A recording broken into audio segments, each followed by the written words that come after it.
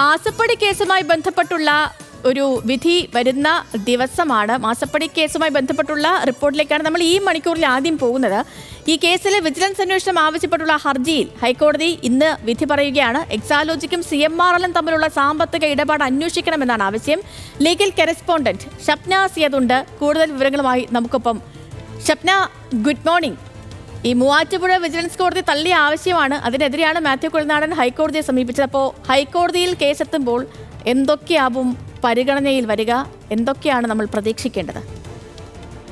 Sethulakshmi, good morning. ഇന്ന് ഹൈക്കോടതിയിൽ നിരവധി കേസുകളുള്ള ഒരു ദിവസം കൂടിയാണ്. ഇന്നിപ്പോൾ രാവിലെ തന്നെ ഈ കേസ് സേതു പറഞ്ഞതുപോലെ ഈ മാസപ്പടി കേസുമായി ബന്ധപ്പെട്ട വിധി വരുന്നുണ്ട്. അത് മാത്യു കുഴൽനാടൻ MLAയും അതോടൊപ്പം തന്നെ കളമശ്ശേരി സ്വദേശിയായ പരേതനായ ഗിരീഷ് ബാബുവും നൽകിയ ഹർജിയിലാണ് ജസ്റ്റിസ് K ബാബു ഇന്ന് വിധി പറയുന്നത്. രാവിലെ തന്നെ ഇതിൽ വിധിയുണ്ടാകും. ഈ ഹർജിക്കാർ ഉന്നയിച്ചിരിക്കുന്ന ഏറ്റവും പ്രധാനപ്പെട്ട ഒരു കാര്യം, എക്സാലോജിക് കമ്പനിക്ക് CMRL കമ്പനി അനധികൃതമായി അല്ലെങ്കിൽ ചെയ്യാത്ത സേവനത്തിന് പണം നൽകി എന്നതാണ്. ഇന്ററിം സെറ്റിൽമെന്റ് ബോർഡിന്റെ കണ്ടെത്തലിൽ 1,70,00,000 രൂപ ഇത്തരത്തിൽ അനധികൃതമായി നൽകി എന്ന് കണ്ടെത്തിയിട്ടുണ്ട്. ഇത് വിജിലൻസ് അന്വേഷിക്കണം എന്നൊരാവശ്യമാണ് ഉന്നയിച്ചത്. ഗിരീഷ് ബാബു മൂവാറ്റുപുഴ വിജിലൻസ് കോടതിയിൽ ഇത്തരം ഒരു ആവശ്യം ഉന്നയിച്ചിരുന്നു. ആ ഹർജി മൂവാറ്റുപുഴ വിജിലൻസ് കോടതി തള്ളി. മാത്യു കുഴൽനാടൻ MLA തിരുവനന്തപുരം വിജിലൻസ് കോടതിയിലാണ് ഈ ആവശ്യം ഉന്നയിച്ചത്. മാത്യു കുഴൽനാടൻ MLAയുടെ ഹർജിയും തിരുവനന്തപുരം വിജിലൻസ് കോടതിയും തള്ളിയിരുന്നു.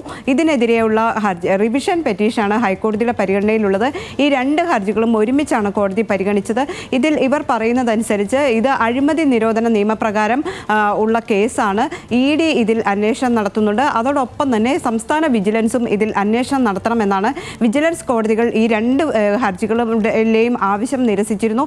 ഹൈക്കോടതി ഇതിൽ ഇടപെടണം, വിജിലൻസിനോട് ഈ കേസ് രജിസ്റ്റർ ചെയ്ത് അന്വേഷണം നടത്താൻ നിർദ്ദേശിക്കണം എന്നൊരാവശ്യമാണ് ഇപ്പോൾ ഈ ഹർജിക്കാർ കോടതിയിൽ ഉന്നയിച്ചിരുന്നത്. സർക്കാർ ഇതിനെ ശക്തമായി തന്നെ എതിർക്കുകയും ചെയ്തിരുന്നു. ഇതിൽ ഏറ്റവും പ്രധാനപ്പെട്ടത് എടുത്തു പറയേണ്ടത് മുഖ്യമന്ത്രി പിണറായി വിജയൻ, മകൾ വീണ വിജയൻ, അതോടൊപ്പം തന്നെ UDFന്റെ നേതാക്കളായ PK കുഞ്ഞാലിക്കുട്ടി, അതോടൊപ്പം രമേശ് ചെന്നിത്തല അടക്കമുള്ളവർ ഇതിൽ എതിർകക്ഷികളാണ്.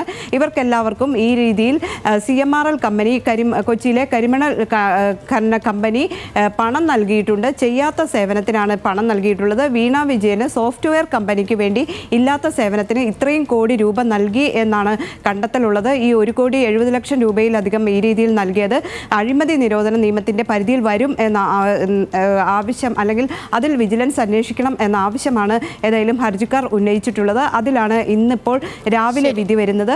അതോടൊപ്പം തന്നെ കോടതിയിൽ മറ്റ് ചില പ്രധാനപ്പെട്ട വാർത്തകളും ഇന്ന് വരാനുണ്ട്. മുനമ്പം കമ്മീഷനുമായി ബന്ധപ്പെട്ട്, അതുപോലെ കശുവണ്ടി വികസന കോർപ്പറേഷനിലെ പ്രതികളെ പ്രോസിക്യൂട്ട് ചെയ്യുന്നതുമായി ബന്ധപ്പെട്ടിട്ടുള്ള കാര്യങ്ങൾ, സുപ്രീം കോടതിയിലാകട്ടെ യശ്വന്ത് വർമ്മക്കെതിരെയുള്ള ജസ്റ്റിസ് യശ്വന്ത് വർമ്മക്കെതിരെയുള്ള FIR രജിസ്റ്റർ ചെയ്യണം എന്ന കോടതികളിൽ ഇന്ന് ഒരുപിടി കേസുകളുള്ള ഒരു ദിവസമാണ്. അതുകൊണ്ട് തന്നെ ഷപ്നയ്ക്ക് ഇന്ന് തിരക്ക് കൂടിയ ദിവസമാണ് എന്ന് പറയുന്നതിലും തെറ്റില്ല.